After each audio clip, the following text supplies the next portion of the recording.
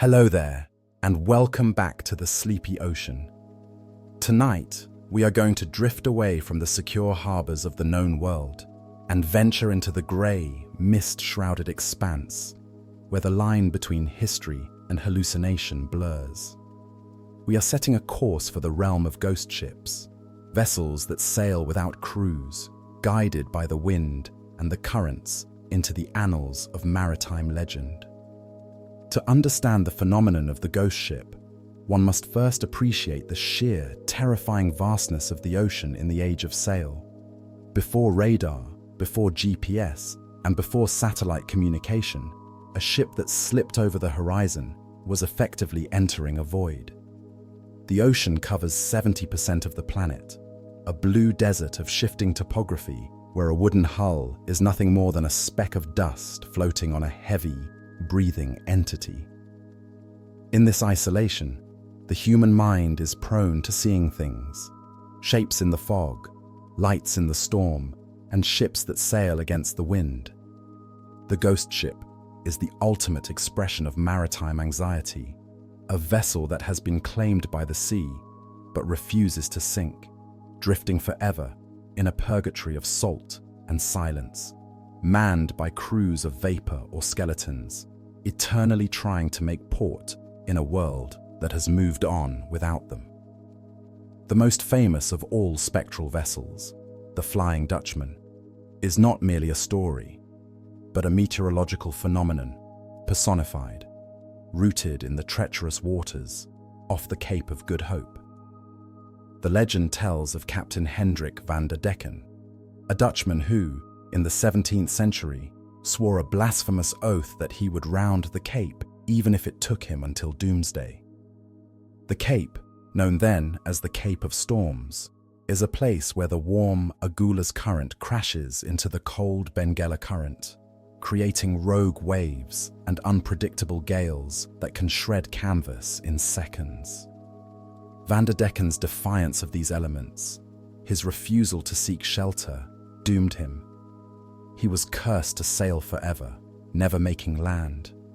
To the sailors of the Dutch East India Company, the Flying Dutchman was an omen of disaster. Seeing its glowing red sails or its hull hovering above the water meant certain doom. This hovering aspect is crucial. It links the myth to a very real optical illusion known as Fata Morgana.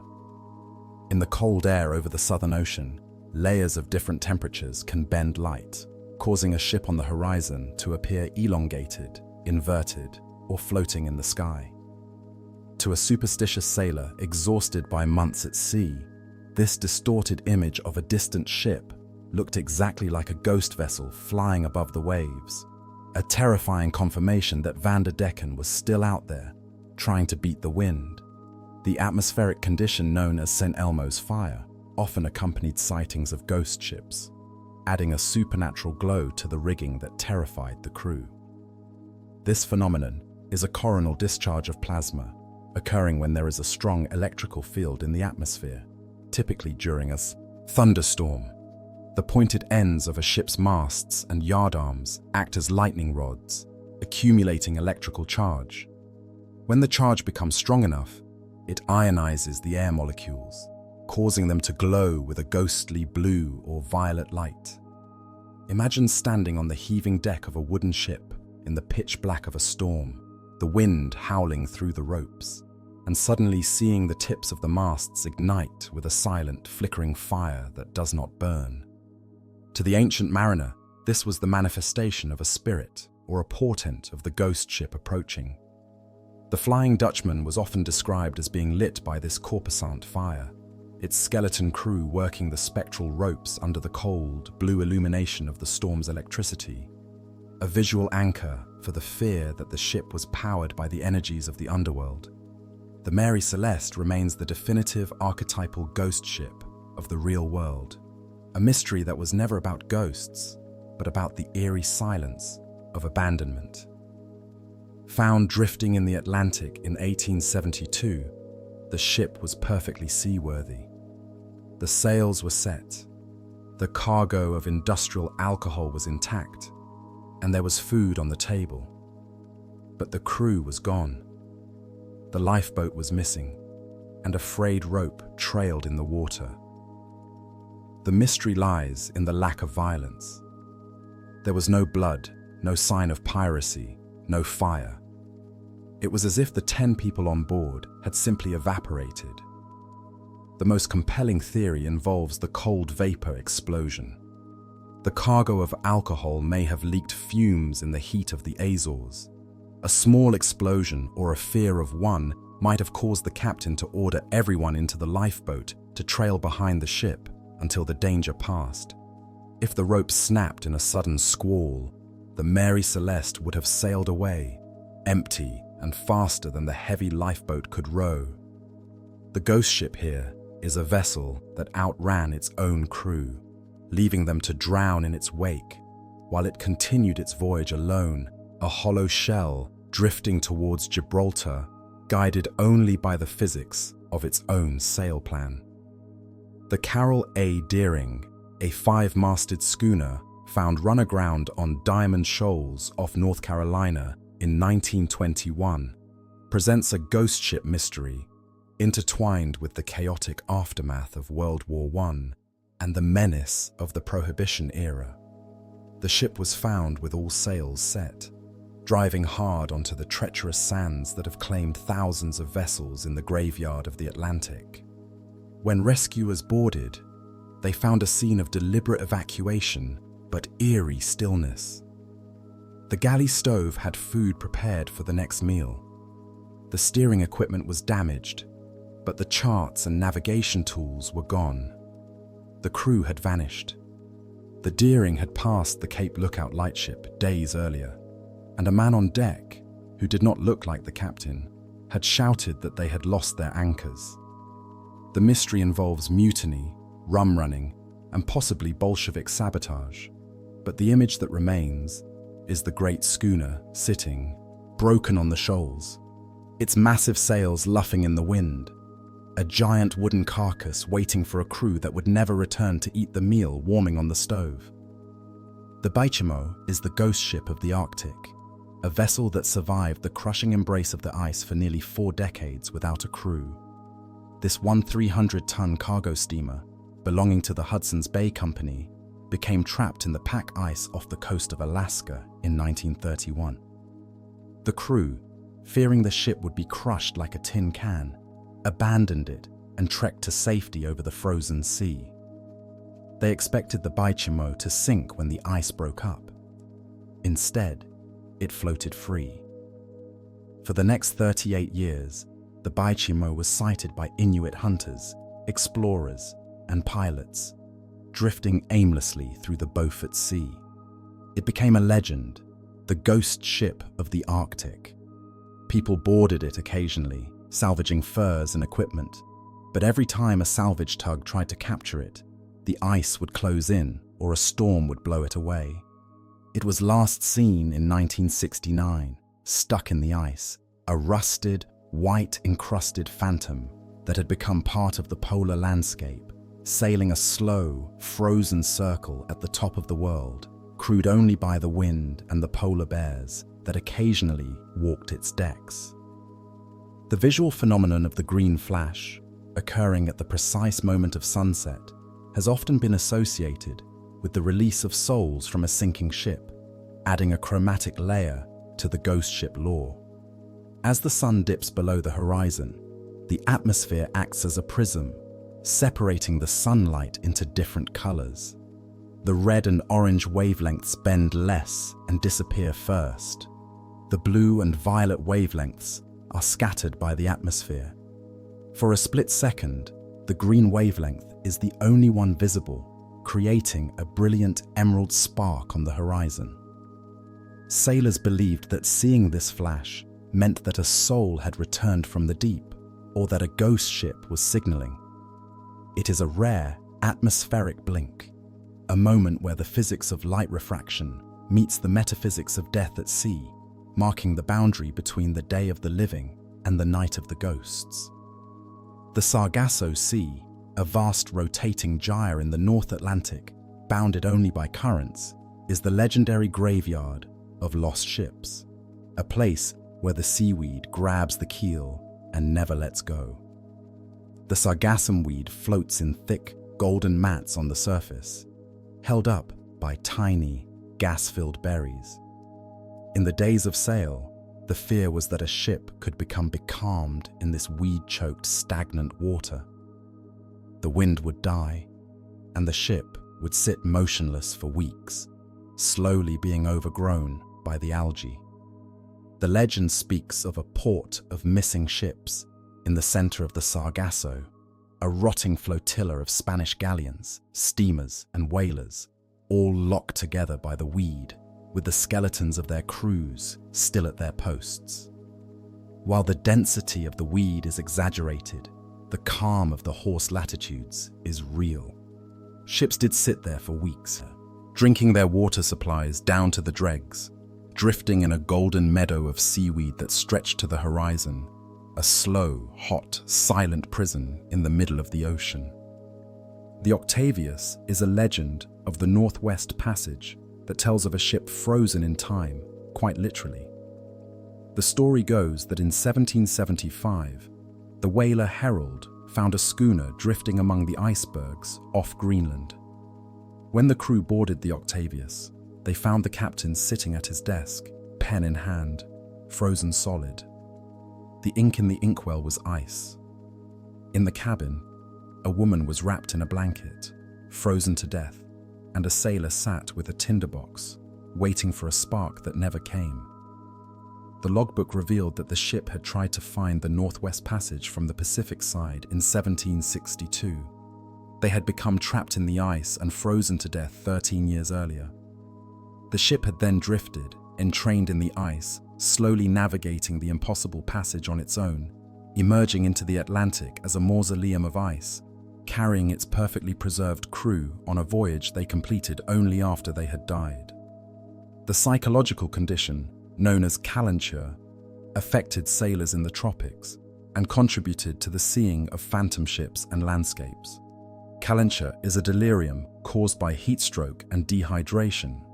Sailors would look out at the flat, calm sea and hallucinate that it was a green field. They would try to jump overboard to walk in the grass. In this state, a distant cloud or a patch of fog could easily transform into a ship under full sail. The heat shimmer on the horizon would warp reality. The ghost ship seen by a sailor suffering from calenture was a projection of his own desire for land or rescue, a fever dream imposed on the blue emptiness. It turns the ocean into a mirror of the mind's breaking point, where the isolation and the sun conspire to populate the empty horizon with vessels that dissolve upon approach. The Joyita, a merchant vessel found drifting in the South Pacific in 1955, is a ghost ship mystery defined by its unsinkability. The Joyita was built with a hull lined with cork refrigeration lining. It was practically impossible to sink. Yet, when it was found, it was listing heavily, partially submerged, and completely abandoned. The mystery lies in why the crew would leave a floating ship for the open ocean in small rafts. The ship had been missing for weeks. The radio was tuned to the international distress frequency, but the aerial was broken. A doctor's bag was found on deck containing a stethoscope and bloody bandages. The scene suggests a tragedy played out in slow motion, an injury, a panic, perhaps a fear of the ship breaking up that was unfounded.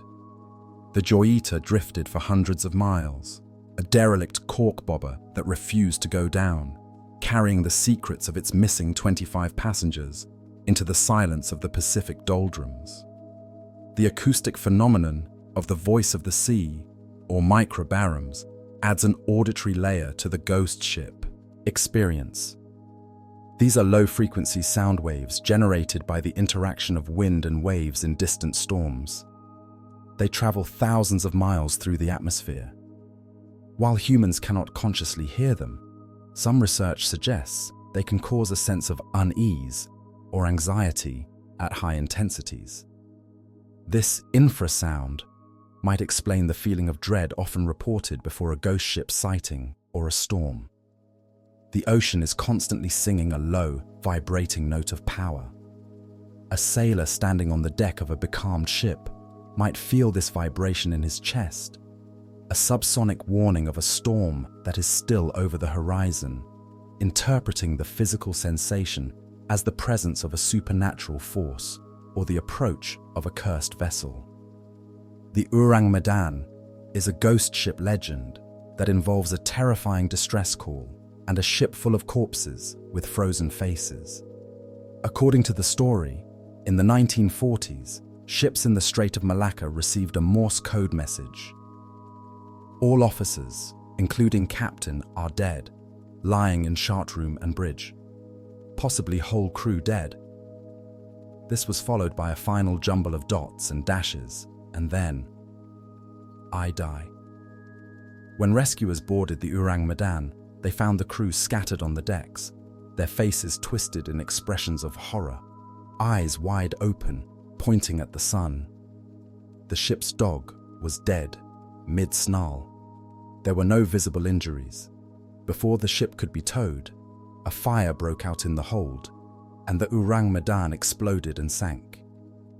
The leading theory is the leakage of hazardous cargo, potassium cyanide and nitroglycerin, which would have suffocated the crew and then caused the explosion.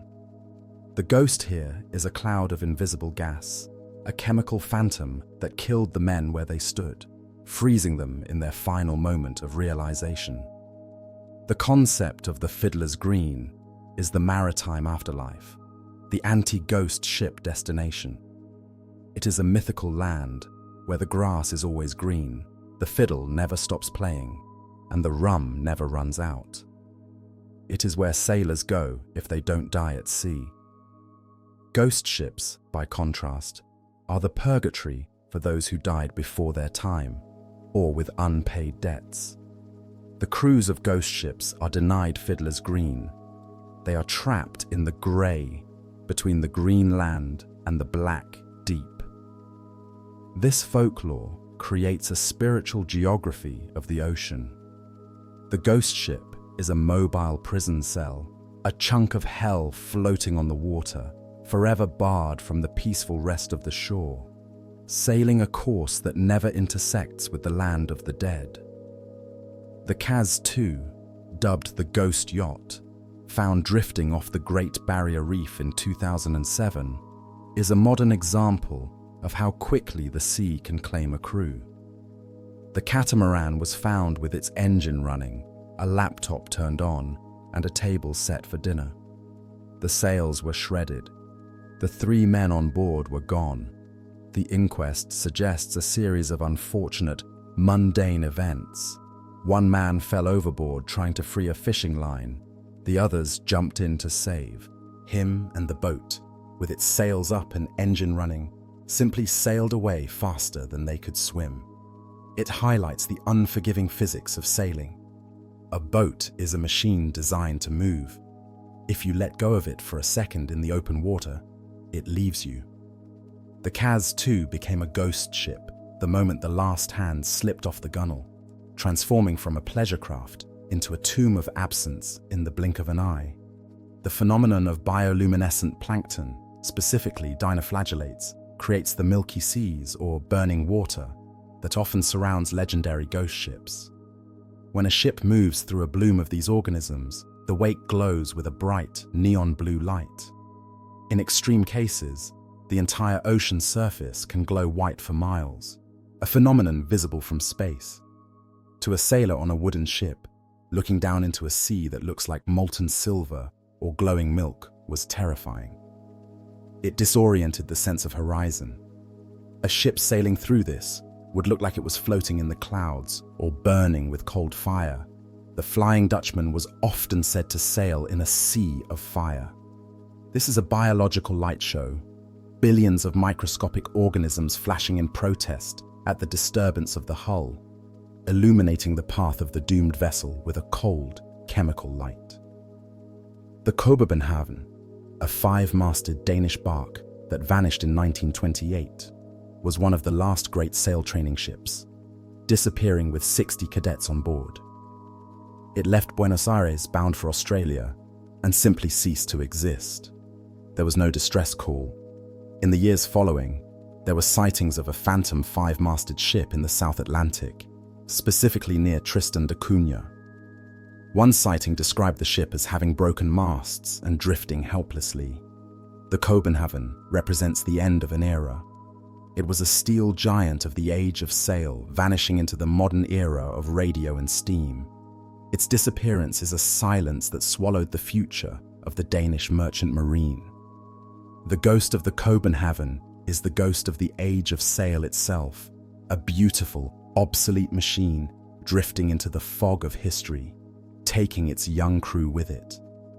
The rogue wave, or freak wave, is the likely physical culprit behind many disappearances that birthed ghost ship legends. For centuries, sailors spoke of walls of water, 80 or 100 feet high, appearing out of nowhere in clear seas. Scientists dismissed these as myths until the Draupner wave was recorded in 1995. These waves are formed by constructive interference, waves stacking on top of each other. A rogue wave can snap a ship in half or wash the entire crew overboard in a single sweep, leaving the vessel floating but empty. To a nearby observer, a ship might be there 1 minute and gone the next, or found drifting derelict with wet decks and no people. The rogue wave is the hand of the ocean reaching up to wipe the slate clean, a chaotic manifestation of fluid dynamics that creates ghosts in a matter of seconds. The Eliza Battle, a paddle steamer that burned on the Tombigbee River in 1858, became a freshwater ghost ship legend. On a freezing night, loaded with cotton bales, the ship caught fire. The disaster killed 33 people. The legend says that on stormy winter nights, the burning ship can be seen rising from the river, fully engulfed in spectral flames, with the screams of the passengers echoing over the water. This links the ghost ship to the elemental memory of fire. The water preserves the hull, but the memory preserves the fire. The ghost ship is a reenactment of trauma. It is a loop of the worst moment in the vessel's life, replayed by the atmospheric conditions of the river valley, a hologram of heat and tragedy projected onto the cold mist of the river. The mesmerizing geometry of the oceanic gyres, specifically the North Pacific gyre, acts as a planetary trap for drifting debris, including derelict ships. The currents circulate in a massive, slow vortex. Any floating object that enters the gyre tends to be pulled toward the center and stays there. This is the home of the Great Pacific Garbage Patch, but it is also a graveyard for abandoned vessels. Ships that are abandoned and don't sink can drift for years, slowly circling in this calm, trash-filled eddy. They become artificial islands, colonized by barnacles and surrounded by fish. A ghost ship in a gyre is not sailing, it is orbiting. It is caught in the slow clockwork mechanism of the ocean's circulation, trapped in a dead zone where the wind is light and the plastic floats forever. A silent museum of human flotsam rotating around a center point of nowhere.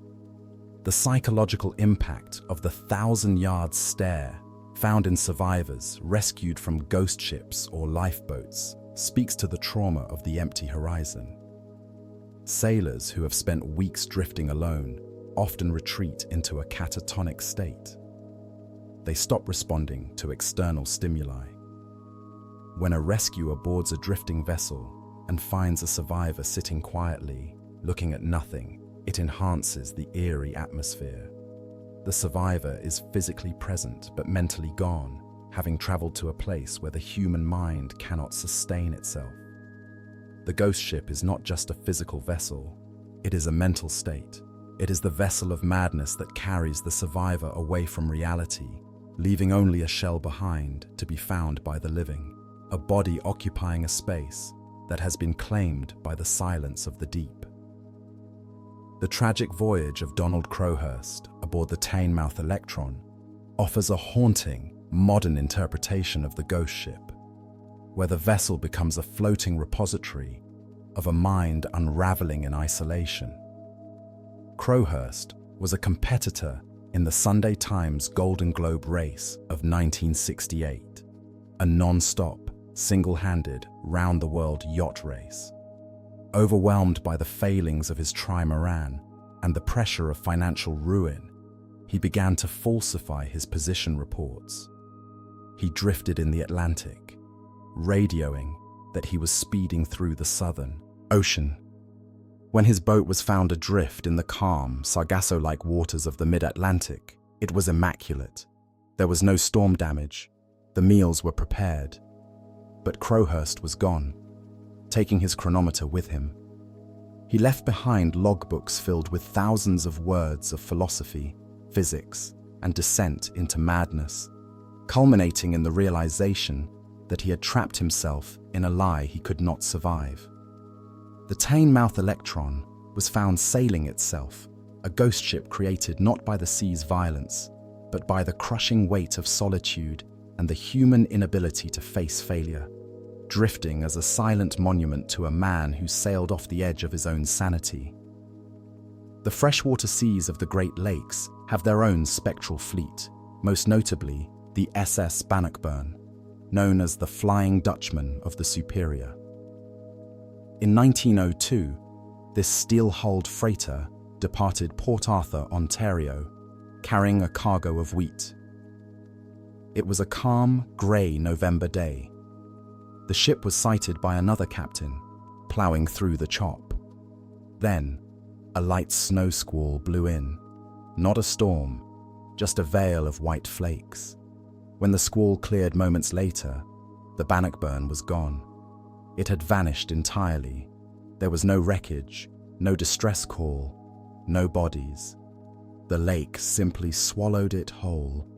Legend says that on stormy nights, the Bannockburn can still be seen, its hull encrusted with ice, trying to make port in the Sault Ste. Marie locks. The ghost here is born of the suddenness of the disappearance. The lake is a cold, indifferent magician that can erase a massive steel ship in the blink of an eye, leaving behind only a story to fill the void where a ship used to be. The terrifying visual of the SS Valencia involves not the ship itself, but its spectral lifeboat, rowing eternally against the current. The Valencia wrecked on the rocky coast of Vancouver Island in 1906, a disaster where over 100 people died because the cliffs were too steep to climb and the surf too violent to swim. Years after the wreck, fishermen in the area reported seeing a lifeboat from the Valencia drifting in the fog. It was in perfect condition, manned by skeletons rowing in a synchronized, silent rhythm. This apparition creates a horrifying loop of the survivors' final, desperate attempt to escape. The lifeboat, usually a symbol of salvation, becomes a vessel of damnation, trapped in the moment of struggle, rowing forever away from a wreck that has long since disintegrated, powered by the memory of panic frozen in the mist of the Pacific Northwest. The Caloche is a ghost ship from the mythology of the Quilote people of southern Chile, a vessel that is fully sentient and shape-shifting. It is described as a beautiful, brightly lit sailing ship that appears at night near the island of Chiloé. Sounds of a party, music, laughter, and clinking glasses drift across the water from its decks. The crew consists of the drowned, brought back to life by the ship to serve as happy, eternal revelers. However, the Caloche is treacherous. It can transform into a floating log or a rock to avoid capture. If a person looks at the ship, they may be punished by having their head twisted backwards. This legend transforms the ghost ship from a site of tragedy into a site of dangerous, supernatural seduction. It is a lure, a glowing promise of warmth and life in the cold southern ocean that traps the soul in a never-ending fiesta from which there is no return. The Goodwin Sands, a notorious sandbank off the coast of Kent, England, is a ship swallower responsible for the legend of the Lady Loverbond. The sands are quicksands. A ship that runs aground there does not just break up, it is sucked down. The Lady Loverbond wrecked there in 1748. The story goes that the captain, in a jealous rage, steered the ship onto the sands deliberately to kill everyone on board, including his new bride. Every 50 years, the phantom of the Lady Loverbond is said to reappear on the anniversary of the wreck. It sails straight for the sands, sails full, and then disintegrates in a silent explosion of spray and spectral timber. This periodic haunting turns the geography of the shoal into a clock. The sands hold the memory of the suicide pact, replaying the crash on a half-century cycle, a geological recording of a crime of passion played out in sand and water. The phenomenon of the derelict refers to a specific class of ghost ship, a vessel that is abandoned but refuses to sink, becoming a floating hazard to navigation. The lumber schooner Governor Parr is the king of derelicts. Abandoned in 1923 after a storm in the Atlantic, it did not go down. Its cargo of lumber kept it buoyant. It drifted for years, covering thousands of miles. It was sighted, drifting as far as the Canary Islands. The Governor Parr was a zombie ship, its masts snapped, its deck awash, a dark, heavy object lurking in the shipping lanes. Other ships would collide with it at night and sink, while the Governor Parr drifted on. It was eventually dubbed the ship that would not die.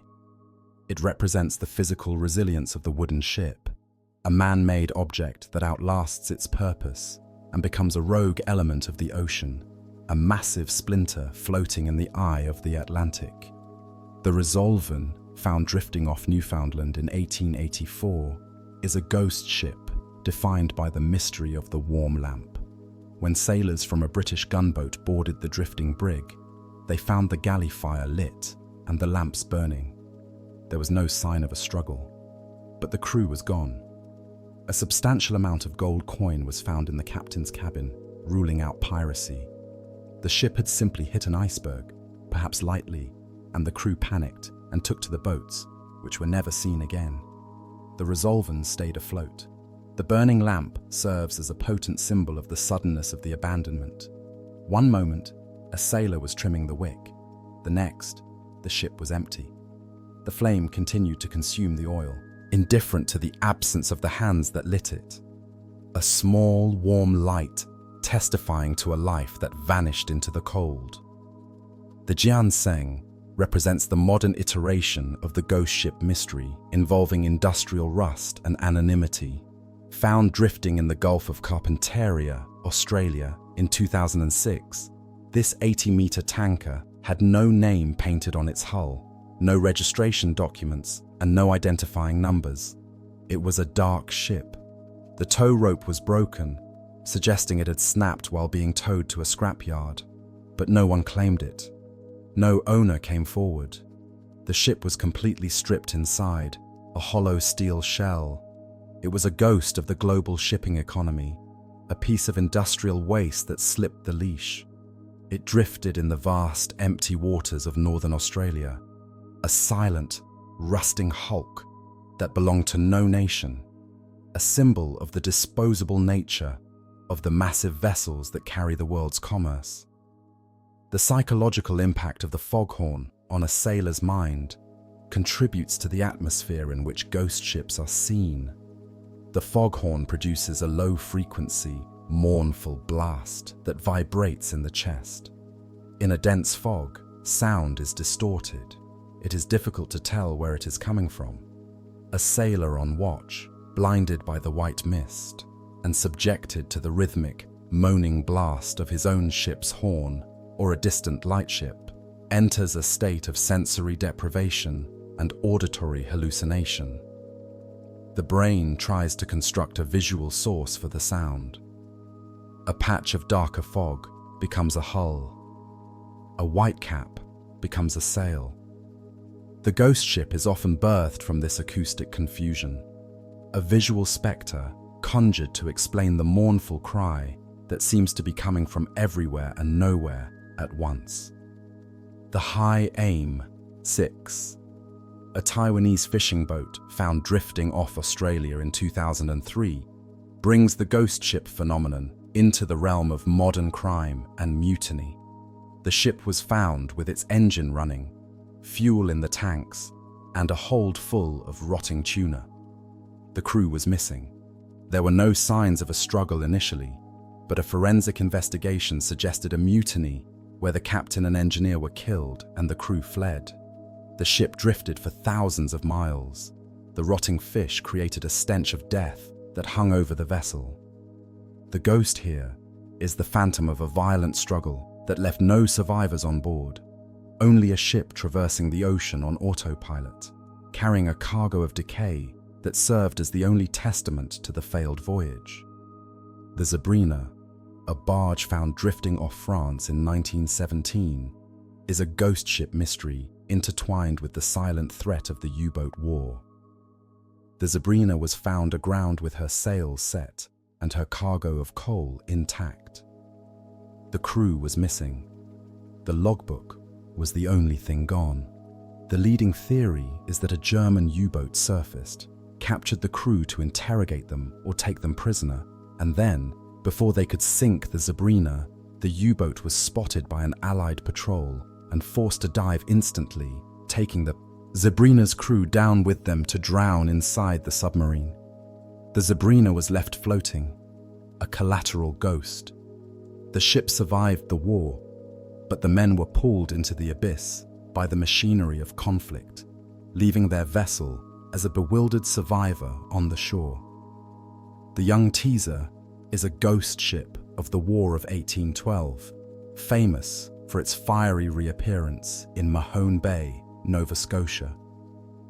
The Teaser was an American privateer trapped by British warships.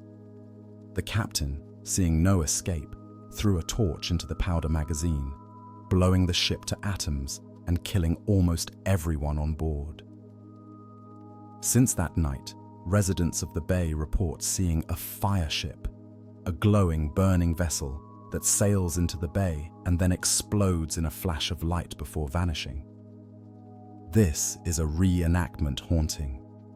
The energy of the explosion is said to be trapped in the geography of the bay. The ghost ship is a loop of the trauma, a visual echo of the detonation that replays when the fog and the moon align, burning without consuming the water. The Palatine, or the Princess Augusta, is the legendary burning ship of Block Island, Rhode Island. Wrecked in 1738, the ship was carrying immigrants to America. The legend says the islanders lured the ship onto the rocks with false lights, murdered the crew, and set the ship on fire to hide their crime. As the ship drifted away, burning, a woman who had hidden below decks screamed. The Palatine Light is a phenomenon reported for centuries since. A fire on the water that looks like a blazing ship. Science suggests it might be burning methane gas escaping from the seabed, but the folklore insists it is the burning guilt of the wreckers. The ghost ship is a moral scar on the horizon, a fire that refuses to go out, reminding the community of a sin committed in the darkness of the 18th century. The Marlborough is a ghost ship story that involves the discovery of a vessel decades after it vanished, with the crew reduced to dust. The story goes that the Marlborough, missing since 1890, was found in 1913 in a cove in Tierra del Fuego. The ship was covered in green mold. The sails were rags. On the deck and in the cabins were the skeletons of the crew. One skeleton was found with its hands on the wheel. While likely a tall tale or an exaggeration of a real wreck, the image strikes a deep chord. The ship that made it to land but couldn't be saved. The crew survived the ocean only to die of starvation or cold in a desolate cove, their ship becoming their coffin. preserved by the freezing, dry air of the Antarctic Gateway, waiting 20 years for a witness to find their bones. The Ellen Austin encounter in the Bermuda Triangle involves a meta-ghost ship, a ship that creates other ghost ships. In 1881, the Ellen Austin found a derelict schooner drifting in the Sargasso Sea. The captain put a prize crew on board to sail it to port. A squall separated the two ships. When they met again days later, the prize crew had vanished. The derelict was empty again. The captain, persistent, convinced a second prize crew to board the schooner. Again, a squall separated them. The derelict was never seen again. The ship acted as a predator, swallowing two separate crews. Whether myth or fact, the story embodies the fear of the contagious nature of the ghost ship. To board one is to be infected by its emptiness, to be erased by the same force that cleared the decks the first time. The Sea of Lost Ships is a concept popularized in the early 20th century, proposing that there is a central point in the ocean currents where all drifting derelicts eventually congregate. Due to the circular nature of the oceanic gyres, floating debris does tend to accumulate in the center. In the days of wooden ships, which floated when waterlogged, it was believed that a massive, rotating island of rotting hulks existed in the center of the Atlantic. This raft of ghost ships was thought to be a solid mass, inhabited by the crabs and seabirds, a floating city of the dead. While no such dense island exists, the physics of the gyre does trap wreckage. The ghost ship doesn't just sail randomly. It spirals inward, drawn by the Coriolis effect, toward a mathematical singularity of trash and timber in the middle of the ocean. The Ivan Vasily is a Russian steamer that gained a reputation as a suicide ship in the early 1900s. The legend claims that a spectral force on board drove the crew to madness. During a voyage, the crew felt a sudden, overwhelming wave of terror. They saw a glowing, misty figure stalking the decks. Men jumped overboard screaming. Upon reaching port, the surviving crew deserted. A second crew was hired, and the same thing happened. Panic, suicide, and hysteria. The ship was eventually scrapped because no one would sail her.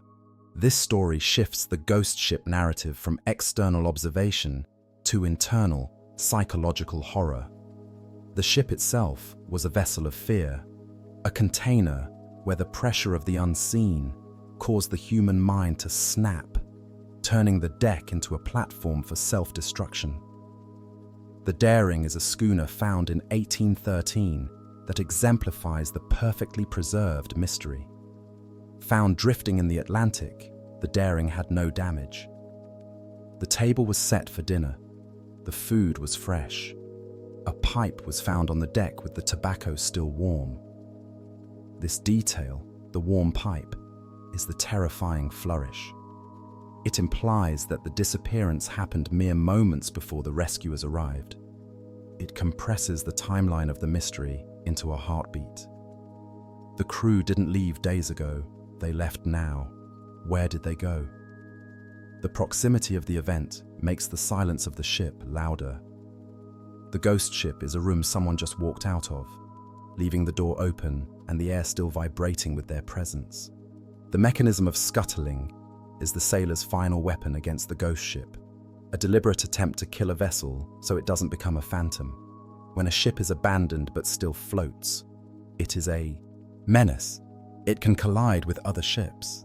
Therefore, the captain often orders it scuttled. Holes are opened to let water in, or it is set on fire. Ghost ship legends often begin when scuttling fails.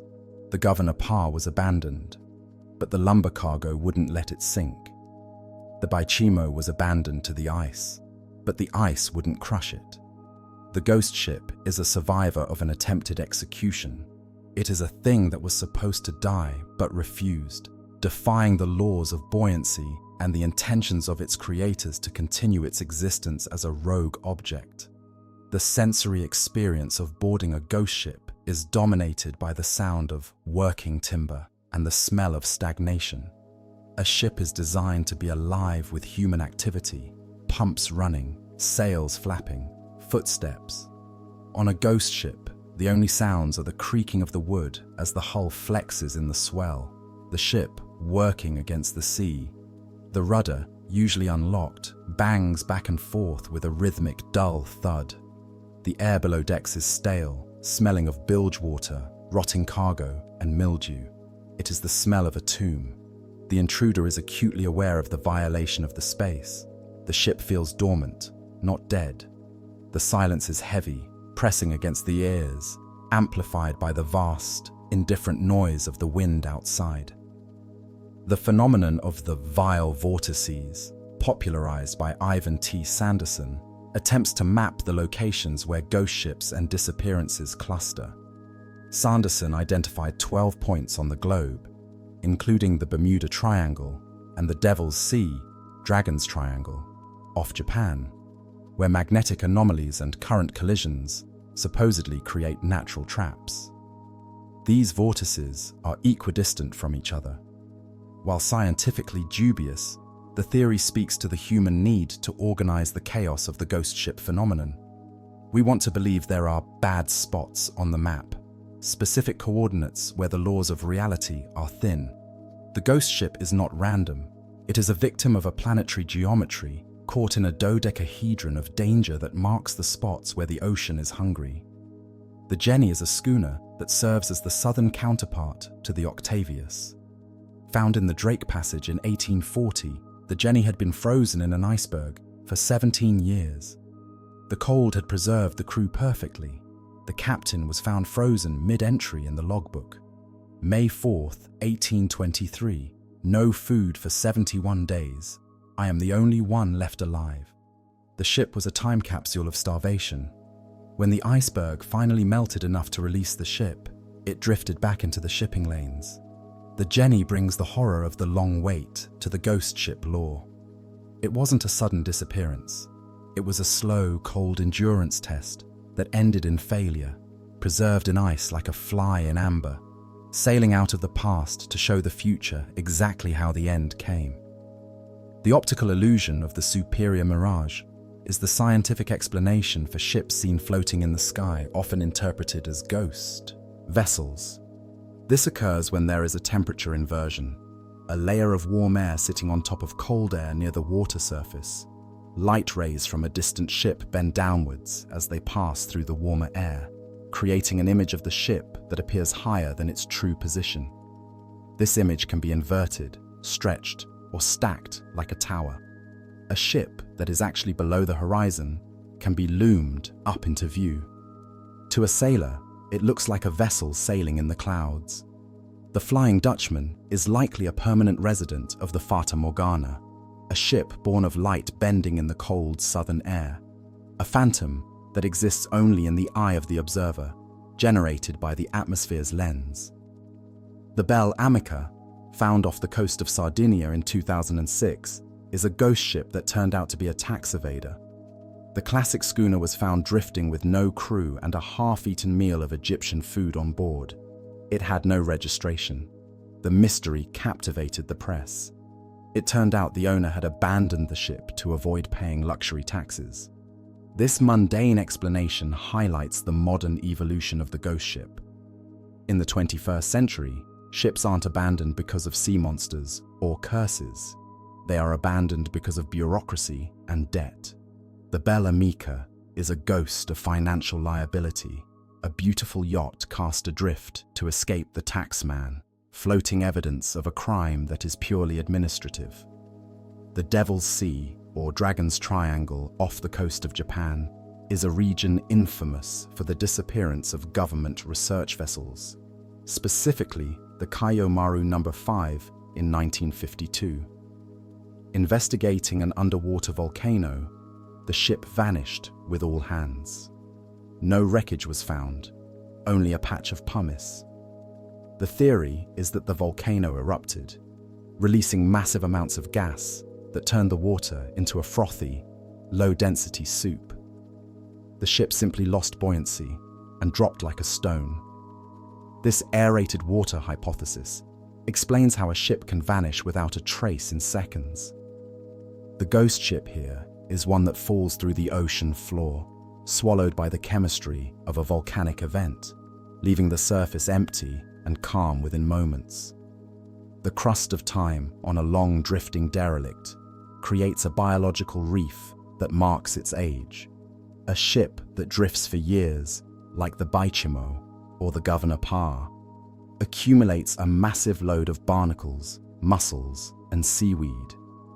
This biofouling can weigh hundreds of tons. It changes the hydrodynamics of the hull, making the ship sluggish and heavy. It also creates a trailing ecosystem. Fish school beneath the ghost ship. Sharks follow the fish. The ghost ship becomes a wandering island of life. It is a floating oasis in the open ocean, feeding a food chain that travels with it. The ship is dead, but it supports a thriving community of organisms that cling to its rotting flanks, a necrobiome drifting on the currents.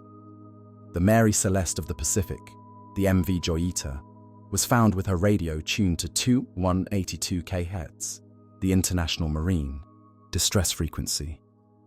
But the switch was broken. She could receive but not transmit. This detail paints a horrifying picture of the crew listening to the world carry on while they drifted helplessly. They could hear the voices of other ships, the weather reports, the news, but they could not scream for help. It is the ghost ship as a soundproof room. The silence of the Joyita was enforced by a broken wire, trapping the crew in a one-way connection to humanity, listening to a salvation that couldn't hear them back. The Seabirds incident of 1750 involves a ship found drifting near Rhode Island with coffee boiling on the stove and a dog sitting on the deck. The ship was the Seabird. It had been expected in Newport. It was seen sailing erratically. When boarded, the only living things were the dog and a cat. The longboat was missing. The mystery is the calmness of the scene, the boiling coffee. It suggests the abandonment was instantaneous, or more likely, it is a folklore embellishment added over time to heighten the eeriness. The warm meal trope is a staple of ghost ship legends because it emphasizes the interruption of life. The ghost ship is a freeze frame of domesticity surrounded by the wildest nature, a juxtaposition that unsettles the mind more than a bloody deck ever could. The role of the ship's cat or dog in ghost ship stories serves as a witness that cannot speak. The Mary Celeste, the Seabird, and the Orang Medan all feature animals found alive or dead on board. The animal represents the innocence of the witness. It saw what happened. It knows why the crew left, but it cannot tell the rescuers. The presence of a living animal on a dead ship amplifies the mystery. Why was the dog left behind? Why didn't the cat jump into the lifeboat? The animal is a bridge between the vanished crew and the confused rescuers, a living relic of the disaster that holds the secret locked behind the barrier of language. The skeleton crew is not just a metaphor. In the case of the SV Marlborough, if the legend holds true, it was a literal description. Finding skeletons on a ship implies a passive, slow death. The ship didn't sink. The ocean didn't kill them directly. Time killed them. They ran out of water, or they succumbed to scurvy. The ship became a hearse. The image of a skeleton at the wheel is the ultimate icon of duty beyond death. It suggests that the sailors stayed at their posts until the biological machines of their bodies simply stopped working. The ghost ship is a monument to the endurance of the discipline of the sea, where the watch is kept even after the pulse has stopped. The cargo of the Baichimo, the Arctic's most enduring phantom, was not merely ballast, but a treasure trove of the North that fueled its legend for decades. When the crew abandoned the ship to the ice in 1931, the hold was packed with bundles of valuable furs, fox, ermine, and muskrat, collected from trappers across the Canadian Arctic for the next 38 years. As the ship drifted in and out of the fog banks of the Beaufort Sea, It acted as a mobile, unstaffed trading post. Inuit hunters and passing prospectors would occasionally spot the grey silhouette of the steamer locked in a floe, board it, and retrieve bales of furs before the ice shifted and the ship moved on. This created a unique relationship between the ghost ship and the local population. It was not a feared spirit, but a provider, a wandering warehouse that dispensed wealth to those brave enough to climb its icy rails. The Baichimo became a part of the subsistence economy of the high north, a mechanical caribou that migrated with the ice pack, its cargo of soft furs slowly dwindling as the decades passed, keeping the scavengers warm while the ship itself slowly froze into a block of iron and rime. The Lyubov Orlova represents a darker, more visceral chapter in the modern mythology of ghost ships, often dubbed the cannibal rat ship by a sensationalist press. This Yugoslavian-built cruise ship, named after a Soviet movie star, was sold for scrap in 2013. While being towed from Newfoundland to the Dominican Republic, the tow line snapped in rough seas. The ship drifted into the North Atlantic current and disappeared. The horror of the Lyubov Orlova lay in the speculation of what was happening on board. Without humans to maintain order or provide food, the ship's population of rats would have been trapped in a steel cage drifting across the ocean. Biosecurity experts warned that the rats, driven by starvation, would turn on each other, creating a frantic, violent ecosystem of survival within the dark, tilting corridors of the cruise liner. The ship became a floating biological hazard, a Flying Dutchman carrying a plague of rodents, drifting silently toward the coast of Europe. While it likely sank in deep water, the image of the luxury liner turned into a rat-infested prison remains a potent symbol of nature, reclaiming the structures of leisure when the engines stop. The terrifying suddenness of the Great Lakes' White Hurricane of 1913 created a fleet of ghost ships in a single weekend, freezing the violence of the storm into a mystery that lasted for days. The storm was a cyclonic blizzard that generated waves of 35 feet and winds of 90 miles per hour. It sank 12 major ships. The most haunting aspect was the mystery ship spotted floating upside down near Port Huron. For days, the hull bobbed in the heavy swell, its bow submerged, its propeller high in the air. No one knew which ship it was. The hull was coated in ice and oil, obscuring the name. Crowds gathered on the shore, watching the dark, inverted Leviathan, speculating on the fate of the men trapped inside. It was eventually identified as the Charles S. Price.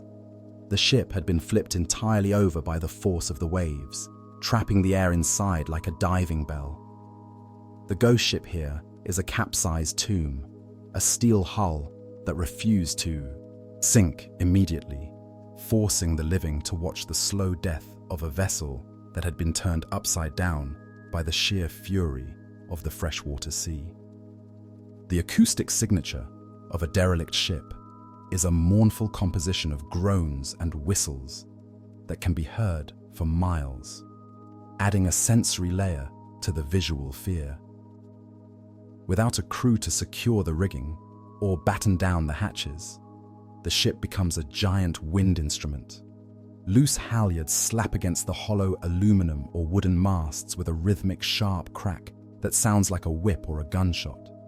Open doors and hatches swing on rusted hinges, slamming shut with the roll of the swell, creating deep, booming percussions that echo through the empty hull. The wind whistling through the frayed cables and broken railings creates a chromatic scale of moans, a phenomenon known as an aeolian tone. To a sailor approaching a ghost ship in the fog, these sounds are the first indication of its presence, a cacophony of disorganized mechanical noises that sound like the ship is crying out in pain, a chaotic orchestra played by the wind on the bones of the vessel. The Samrataulangi PB 1600, a massive container ship found drifting off the coast of Myanmar in 2018, illustrates the uncanny scale of modern ghost ships. This was not a small yacht.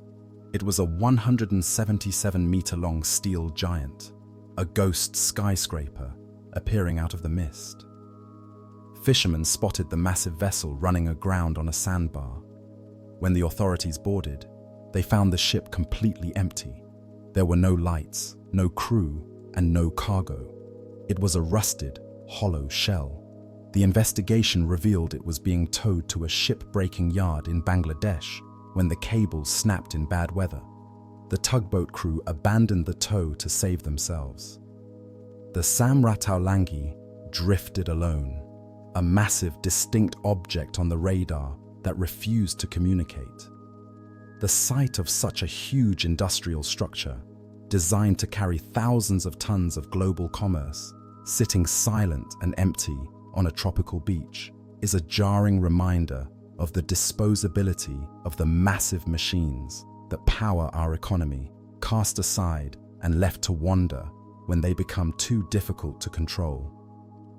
The resilience of the Ryu-un Maru, a Japanese fishing trawler washed away by the 2011 Tohoku tsunami, demonstrates the incredible durability of a ship, even without human guidance. The vessel was moored in Hokkaido when the tsunami struck, tearing it from the dock. It drifted across the entire width of the Pacific Ocean, a journey of over 4,000 miles. For more than a year, it sailed alone, unmanned, riding the Kuroshio Current and the North Pacific Drift. It was spotted off the coast of British Columbia in 2012, a rusted hulk, encrusted with Japanese barnacles and carrying a cargo of fuel. The ship was a physical memory of the disaster, a piece of the tsunami's energy preserved in steel and carried to a new continent. Because it posed a hazard to navigation and the environment, the US Coast Guard had to sink it with cannon fire. The ghost ship refused to sink easily. It took repeated shelling to finally send the Ryu-un Maru to the bottom, ending a year-long funeral procession across the largest ocean on Earth. The legal status of a ghost ship falls under the complex and ancient laws of salvage, a code that turns an abandoned vessel into a prize for the brave. Under maritime law, a ship is considered derelict only if it has been imperiled and abandoned by the crew without the intention of returning. If a ship is declared derelict, anyone who can board it and tow it to port can claim a substantial portion of its value as a salvage award. This creates a high-stakes treasure hunt. When a ghost ship is spotted, tugs and fishing boats often race to get a line on board. This legal framework changes the ghost ship from a spooky phenomenon into a floating bag of money. It explains why the crews of the Mary Celeste or the Deering might have been so quick to abandon ship. The fear of the sea often outweighs the value of the hull. However, for the salver, the ghost ship is the ultimate payday, a lottery win drifting on the tide, provided they can wrestle the dead weight of the vessel back to the world of the living. The HMS Resolute offers a ghost ship story with a diplomatic twist, where the vessel itself became a symbol of peace. A British exploration ship trapped in the Arctic ice in 1854, it was abandoned by its captain. The crew marched across the ice to safety. The Resolute remained, locked in the frozen grip of the North. Years later, an American whaler found the ship drifting 1,000 miles away in the Davis Strait. The ice had preserved it perfectly.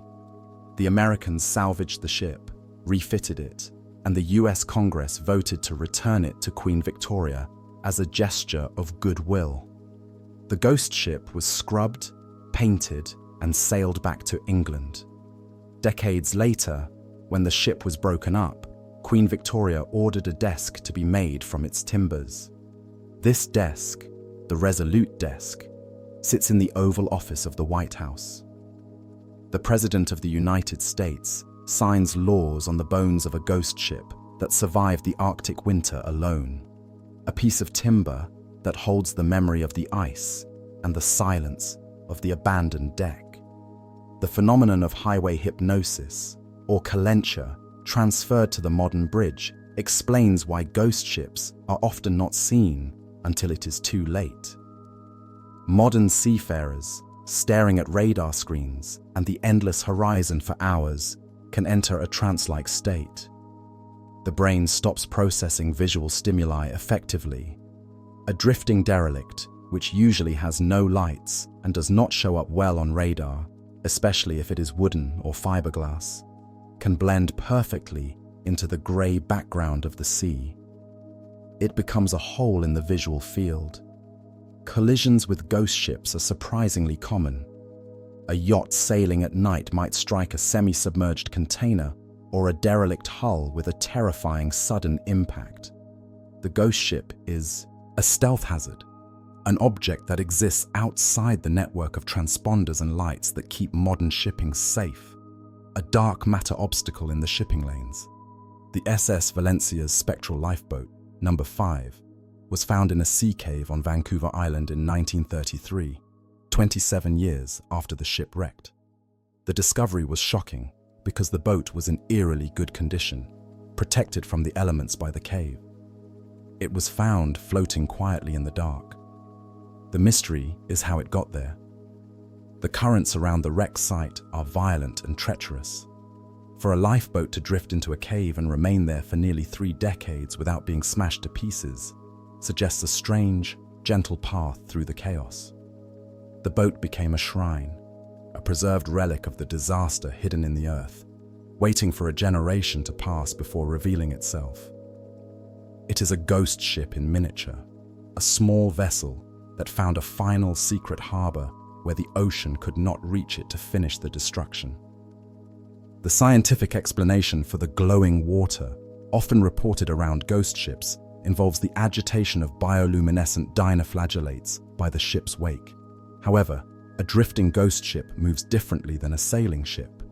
It wallows, it drifts sideways.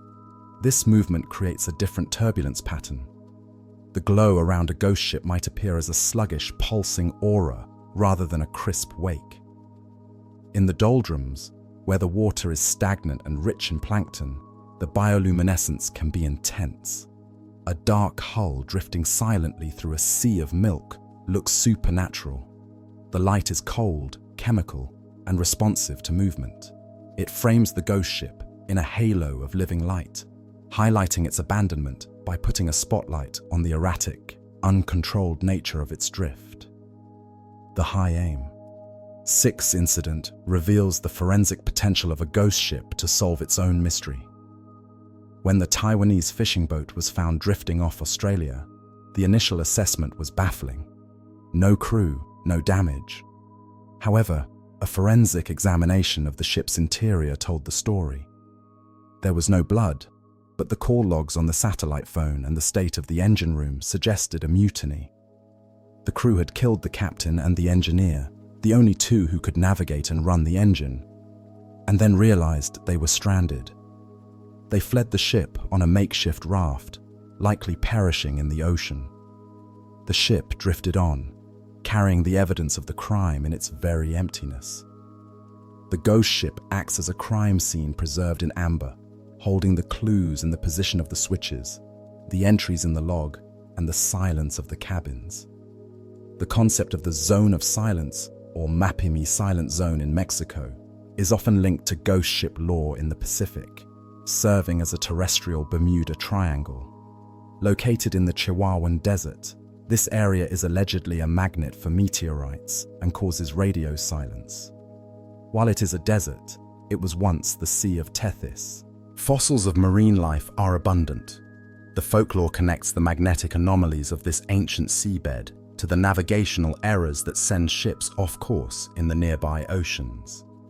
It suggests a planetary geometry of error, where certain spots on the Earth's crust, wet or dry, scramble the instruments of human navigation, creating ghost ships by erasing the ability to find the way home. The schooner Jenny, frozen in the Antarctic ice, serves as a grim time capsule of the thermal limits of life. The preservation of the crew was due to the extreme desiccation of the polar air. Sublimation, the transition of ice directly to vapor, dried the bodies like mummies.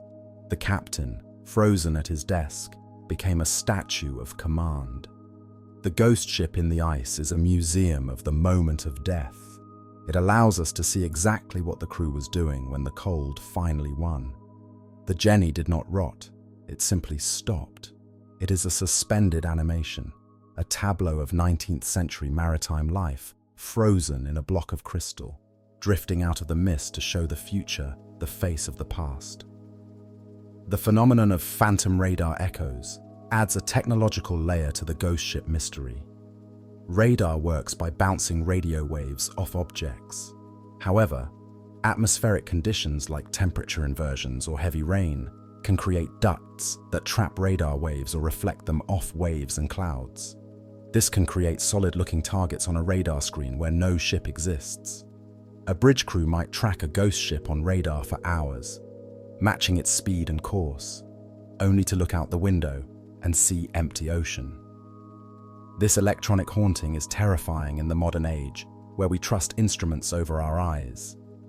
It suggests that the ghost ship can manifest as a digital artifact, a glitch in the sensor suite that mimics the signature of a collision threat. The MV Alta is a recent and dramatic example of a ghost ship's endurance, drifting for 18 months across the Atlantic before crashing into the coast of Ireland in 2020 during Storm Dennis. The ship was abandoned in 2018 near Bermuda after an engine failure. The crew was rescued, but the ship was left behind. It was hijacked by the Atlantic Gyre. It drifted from the Americas to Africa, then north past Spain, and finally to Ireland. It covered thousands of miles alone. It was spotted by a Royal Navy ice patrol ship in the mid-Atlantic, looking eerie and silent. The Alta shows that even in the age of global satellite tracking, a large cargo ship can slip through the cracks, wandering the high seas like a rogue planet until the weather decides its final resting place. The decomposition of a ghost ship is a biological process that eventually turns the vessel into a reef. As a steel ship drifts, it is colonized by goose barnacles, Lepus anatifera. These barnacles attach to the hull in the millions, creating a heavy, shag carpet effect below the waterline. This biofouling adds tremendous drag, slowing the ship's drift. Inside, if the ship has flooded compartments, anaerobic bacteria begin to consume the iron, creating rusticles, formations of rust that look like icicles. The ghost ship is slowly digested by the ocean. It transitions from a machine to a biological entity, a floating island of iron-eating microbes and filter-feeding crustaceans that is slowly returning the refined metal back to the elemental state of ore. The legend of the Caluche describes a ship that is conscious, capable of navigating underwater to avoid detection. This mythology attributes agency to the vessel. It is not a derelict, it is a predator. The Caluche is said to be crewed by the Brujos de Chiloé, warlocks who use the ship to conduct their dark business. This elevates the ghost ship from a passive victim of the sea to an active participant in the supernatural ecology of the coast. It suggests that the ship has a soul, albeit a dark one, and that it chooses when to appear and whom to take. This animism is a common thread in maritime lore. Sailors often feel their ships have personalities, and a ghost ship is simply a vessel whose personality has turned malevolent or feral after the humans left. The impact of the doldrums, or the Intertropical Convergence Zone, ITCZ, on the creation of ghost ships is a matter of atmospheric physics. In this zone, near the equator, the trade winds collide and rise, often leaving the surface windless for weeks. In the age of sail, a ship trapped here was doomed to drift. the water supply would run out. Scurvy would set in. The ship would become a hospital ship, and then a morgue ship. The silence of the doldrums is absolute. The sails slap uselessly against the masts. The sun beats down vertically, and the ocean surface becomes an oily mirror. A ghost ship originating here is a vessel of suffocation and thirst, preserved by the lack of waves, but emptied by the lack of wind, drifting only when the currents slowly push it out of the dead zone. The mystery of the Teignmouth Electron's logbooks reveals that the ghost ship can be a vessel for dangerous ideas. Donald Crowhurst's logs did not just record position, they recorded a descent into a metaphysical delusion. He wrote about becoming a cosmic being and mastering the universe through his mind, all while his boat drifted aimlessly. The isolation of the ocean stripped away his connection to reality. The boat became a sensory deprivation tank. The ghost ship found by the rescuers was physically intact, but intellectually radioactive. It contained the written proof of a mind imploding. It serves as a warning that the greatest danger on a ghost ship is not the spirits of the dead, but the unchecked thoughts of the living when cut off from the rest of humanity.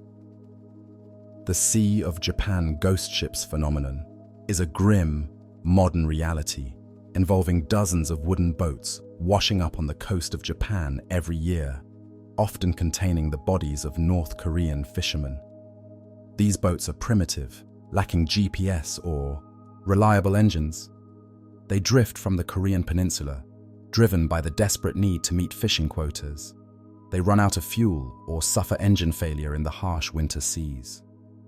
The crew dies of exposure or starvation. The boats drift for months before reaching Japan. They are known as Borei-bun. These are not legends. They are the debris of geopolitical tragedy. The ghosts are the victims of a harsh regime and a harsh ocean, arriving silently on the shore to testify to a struggle for survival that took place just over the horizon. The harrowing voyage of the Ryoei Maru, a Japanese fishing boat found drifting off Washington State in 1927, transforms the ghost ship from a legend of the supernatural into a documented tragedy of slow starvation. When the ship was boarded, rescuers found a scene of utter desolation. The crew were all dead, their bodies mummified by the salt air. But the most haunting artifact was the captain's log, a meticulous diary that chronicled the descent of the crew into madness and death after their engine failed.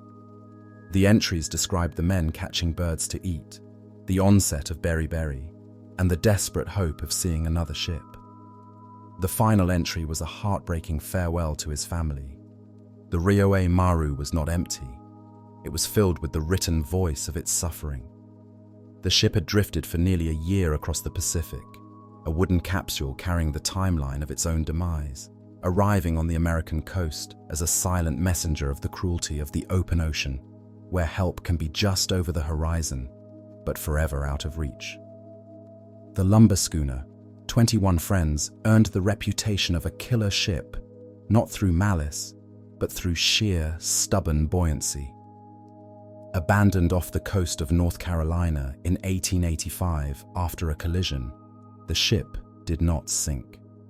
Its cargo of buoyant timber turned it into an unsinkable battering ram. For 2 years, it drifted across the Atlantic, crisscrossing the shipping lanes. During its spectral voyage, it was sighted dozens of times and, more terrifyingly, it rammed and sank 3 other vessels that had the misfortune of crossing its unlit path in the dark. The 21 Friends became a predator of the sea, a rogue object that hunted the living ships, driven only by the wind and the currents.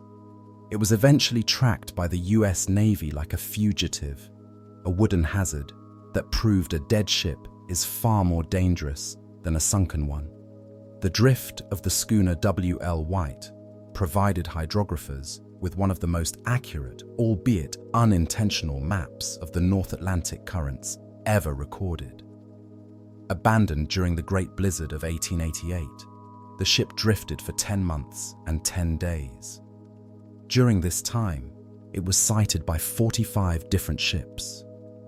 By plotting these sightings on a chart, scientists were able to trace the complex swirling patterns of the Gulf Stream and the North Atlantic Drift with unprecedented precision. The W.L. White traveled over 5,000 miles, looping and spiraling, acting as a massive, unintended drift bottle. The ghost ship became a scientific instrument, its lonely journey revealing the invisible rivers of the ocean that pull vessels across the globe, proving that even in abandonment, a ship is never truly still, but is always subject to the restless geometry of the water. The peculiar case of the Cod Seeker involves a ghost ship that capsized and then righted itself, trapping its crew in a terrifying limbo between the air and the water. In 1877, a storm flipped the schooner over. The crew, trapped in the cabin, managed to survive in an air pocket. For days, the ship drifted upside down. Then, another rogue wave or a shift in the cargo flipped the ship back upright. The Cod Seeker was found drifting, dismasted and waterlogged, with the crew still inside, alive but traumatized. This event blurs the line between a ghost ship and a survival capsule. The vessel acted as a tumbling die, tossed by the ocean, preserving the lives inside through a stroke of fluid dynamics that turned a coffin back into a ship, leaving the survivors to drift on a wreck that had technically already killed them. The disappearance of the USS Cyclops in 1918 remains the single largest loss of life in US naval history, not directly involving combat, a mystery often tied to the properties of its cargo, manganese ore. The Cyclops was a massive collier carrying thousands of tons of this dense, heavy rock. Manganese dust is chemically reactive and can be corrosive. The leading theory is not a sea monster or the Bermuda Triangle, but structural failure. The heavy ore, loaded hastily, may have caused the ship to snap in two during a storm. The Cyclops vanished without a distress call. If the hull girders gave way, the ship would have gone down in seconds, plummeting like a stone. The ghost of the Cyclops is the ghost of heavy industry, a massive steel leviathan erased by the density of the earth it carried, sinking so fast that the radio operator's hand never reached the key. The Marine Sulphur Queen, a tanker that vanished in 1963, adds the element of molten brimstone to the ghost ship archive. The ship was a converted T2 tanker designed to carry liquid sulfur at high temperatures. The smell of the ship was described as a constant, low-level stench of rotten eggs.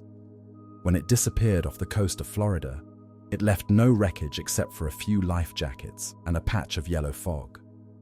The theory is that the sulfur leaked, causing a massive fire or an explosion that incinerated the ship instantly, or that the toxic gas suffocated the crew before the ship broke apart. The Marine Sulphur Queen is a phantom of fire and brimstone, a vessel carrying the chemical signature of hell that was consumed by its own volatility, leaving only a sulphurous haze on the water to mark its grave. The optical phenomenon of pareidolia plays a central role in the legend of the SS Watertown, where the crew believed they saw the faces of their dead shipmates in the water. In 1924, 2 sailors died in a cleaning accident and were buried at sea. In the days that followed, the remaining crew reported seeing the faces of the 2 dead men appearing in the foam of the ship's wake following the vessel. They even took a photograph that purportedly shows the faces. Scientifically, this is the brain's desperate attempt to find pattern and meaning in the chaotic random noise of the ocean surface. The whitecaps and the swirling foam create endless Rorschach tests. To a grieving crew, the sea becomes a canvas for their loss. The Watertown ghosts are not on the ship, they are in the water, a projection of memory onto the shifting topography of the wake. The Griffin is the primordial ghost ship of the Great Lakes, the first European vessel to sail the upper lakes and the first to vanish. Built by the explorer La Salle in 1679, it was a floating fortress designed to open the fur trade. Local Iroquois legends say the ship was cursed by a prophet who saw it as a threat. The Griffin sailed into a storm on Lake Michigan and was never seen again. For 3 centuries, people have claimed to see a spectral ship glowing in the fog, or hearing the sound of a cannon rolling on a wooden deck. The Griffin represents the intrusion of technology into a wilderness that rejected it.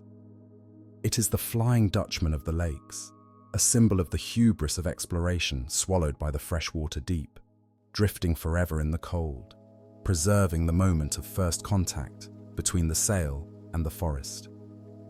The SS Waratah, often called the Titanic of the Southern Ocean, disappeared in 1909 off the coast of South Africa, leaving behind a legacy of instability. The ship was known to be tender, meaning it had a slow, sickening roll in heavy seas, taking a long time to right itself. It vanished in a severe storm. No wreckage was ever found. The ghost of the Waratah is the ghost of bad engineering. Sailors reported seeing the ship struggling in the waves years later.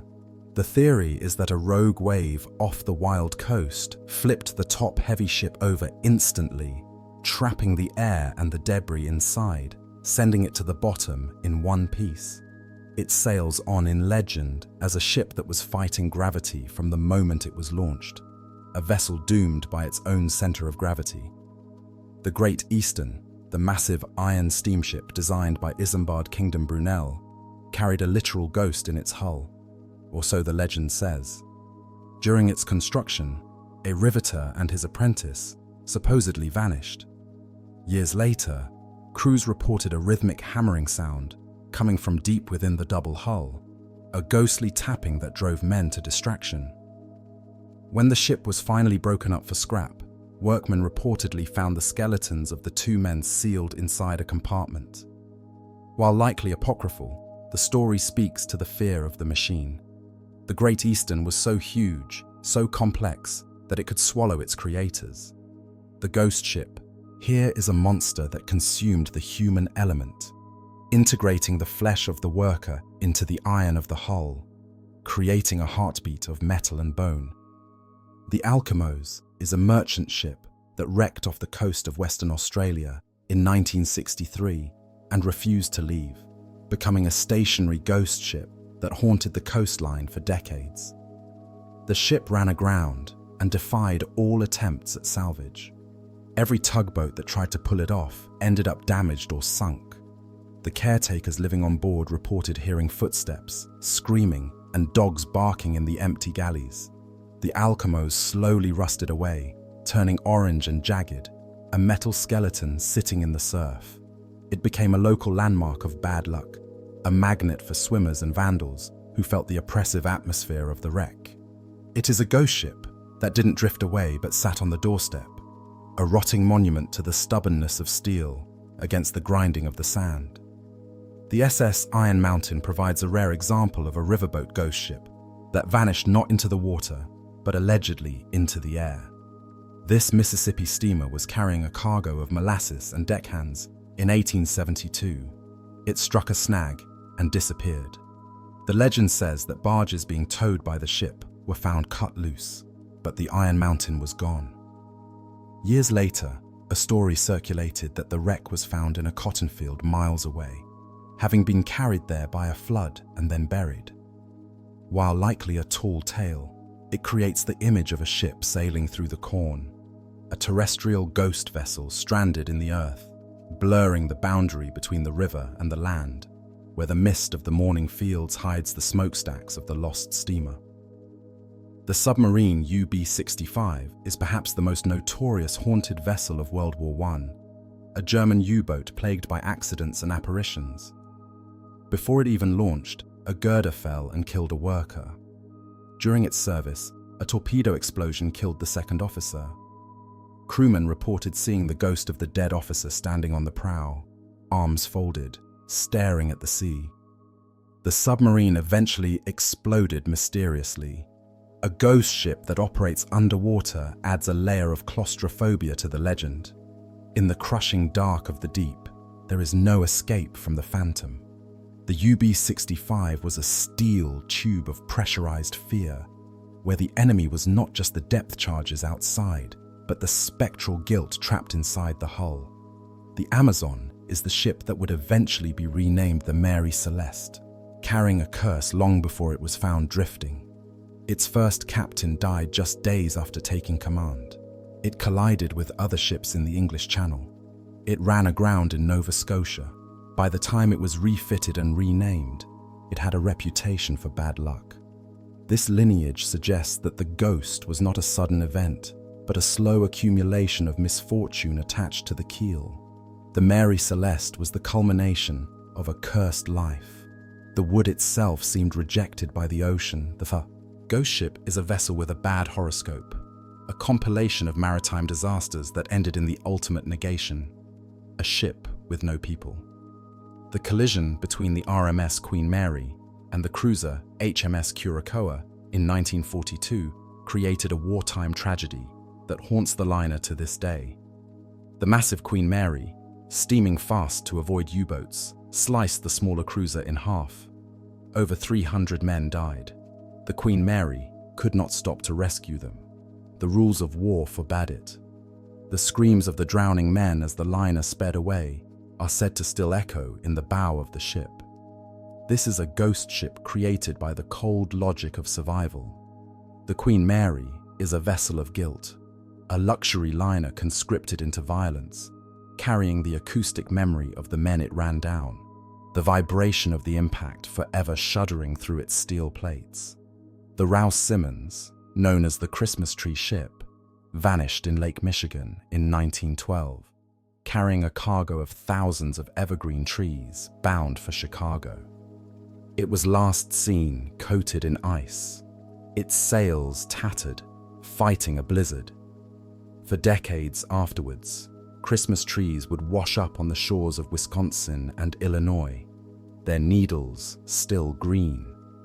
The legend says the ship can be seen on snowy nights, its decks piled high with spectral pines. This ghost ship is tied to the scent of pine and the season of giving. It is a tragic Santa Claus sleigh of the deep, a vessel attempting to deliver joy, but delivering only wreckage, sailing forever through a white squall of snow and ice. The legend of the Flying Dutchman includes a specific, poignant detail about the mailbags. It is said that if you encounter the phantom ship, the crew will try to send a boat over with a bag of letters. These letters are addressed to people in Holland who have been dead for centuries. The curse is that if you accept the letters, your ship is doomed. This detail transforms the ghost ship into a vessel of outdated communication. The crew is desperate to connect with a home that no longer exists. They are trapped in a time loop of correspondence. The ghost ship is a floating post office of the dead, carrying messages of love and regret that can never be delivered, burdened by the weight of words that have lost their recipients. The schooner Violet represents the watching ghost. Found drifting off the coast of Newfoundland, the ship was intact. The crew was dead, frozen at their posts. But the captain was found in the chart room, pen in hand, staring at the door as if waiting for someone to enter. The eerie stillness of the scene suggests that the end came not with panic, but with a quiet resignation or a sudden paralysis. The ghost ship is a tableau of waiting. It captures the final moment of command, the captain presiding over a ship of the dead, his eyes fixed on a point in space that the living cannot see, guarding the logbook of a voyage that ended in ice. The Pocahontas, a packet ship that wrecked on Plum Island in 1839, is a ghost ship defined by the sound of the wind in the rigging. The ship was driven onto the bar in a hurricane. All hands were lost. The legend says that before a storm, the locals can hear the roar of the Pocahontas crossing the bar, the screaming of the wind in her cordage louder than the gale itself. This is an acoustic haunting.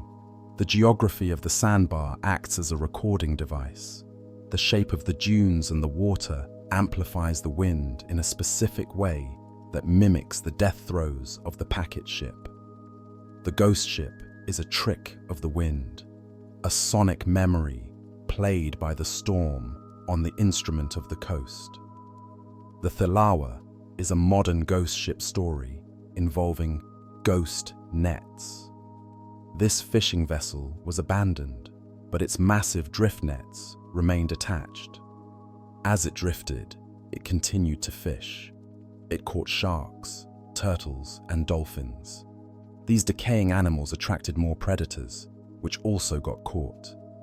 The ship became a self-perpetuating death machine, dragging a curtain of rot through the ocean. When it was finally intercepted, the nets were a wall of bones and decomposition. This is the ecological ghost ship. It is not haunted by spirits, but by the destructive capacity of industrial fishing gear. It is a zombie trawler, mindlessly stripping the ocean of life long after the fishermen have gone home, a mechanical reaper drifting on the tide. The schooner Wyoming was a 6-masted wooden giant, the largest wooden ship ever built, and its size was its undoing, turning it into a ghost of flexibility. The ship was so long that it flexed in heavy seas, the planks twisting and opening like a snake. The pumps had to run constantly. In 1924, it vanished in a nor'easter. The theory is that it simply flexed too much and opened up, sinking in minutes.